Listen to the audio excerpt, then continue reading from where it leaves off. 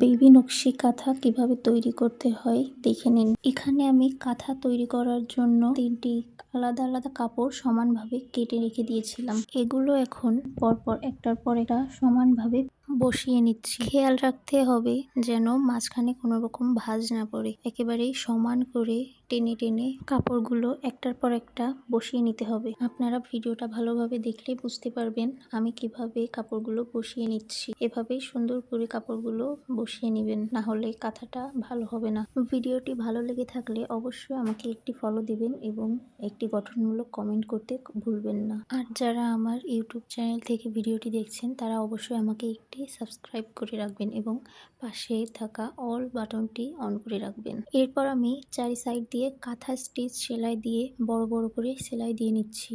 এটাকে আমাদের এদিকে জাবিন সেলাই বলে। এই সেলাইটা দিলে তাহলে কাঁথাটা এলোমেলো হয়ে যায় না এবং সাইড থেকে যখন আমি মুড়ি সেলাই দিব তখন আমার সেলাইটা দিতে সুবিধা হবে। আমি চারি সাইড দিয়ে সুন্দরভাবে বড় বড় করে সেলাইগুলো দিয়ে নিচ্ছি।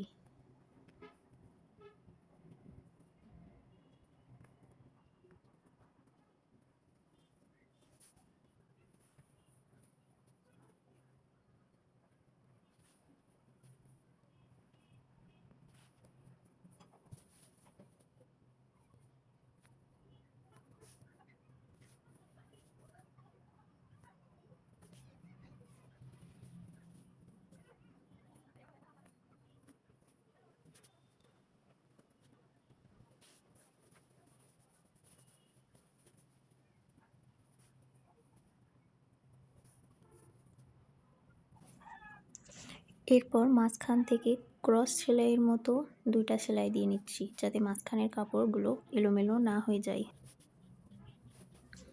এই যে দেখুন আমার সেলাইগুলো দেওয়া হয়ে গেছে চারি সাইড। এবার এই কাপড়গুলো এভাবে ভাঁজ করে চারি সাইড দিয়ে আমি মেশিনে সেলাই দিয়ে নিব। পরবর্তী ভিডিওটি দেখতে অবশ্যই আমার পেজটিকে ফলো দিয়ে রাখুন।